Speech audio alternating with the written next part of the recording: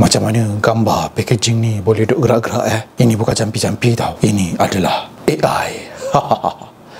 Bapak cringe. Nak buat gambar jadi video macam yang korang tengok tadi tu, tak payah download apa-apa app. Korang pakai phone je. Phone apa? Phone Honor 400 Pro. And seriously, senang je nak buat. Mula-mula sekali, korang pergi galeri. Lepas tu dekat bawah ni korang akan nampak create tau. So korang tekan create and then pilih image to video. Lepas tu korang add lah image yang korang nak. So kita test beberapa gambar. Kita mula dulu dengan gambar yang aku pernah shooting dengan Elizabeth Tan hari tu. So start generation. Alright, dah siap. So jom kita play video. Nampak? Bergerak weh. Okay, kita try pula satu lagi gambar aku masa baby. So start generate. Okay, dah siap. Macam impossible kan gambar kita masa kecil boleh bergerak. So kita play. Possible weh.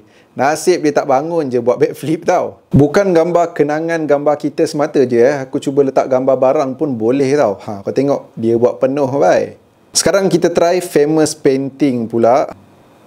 Nampak? Bergerak. Wahai demi apa? Dia jadi boomerang oh. Korang nak phone yang boleh buat image jadi video tu? Honor 400 Pro. Berminat? Link ada dekat bio. Senang dah aku sediakan.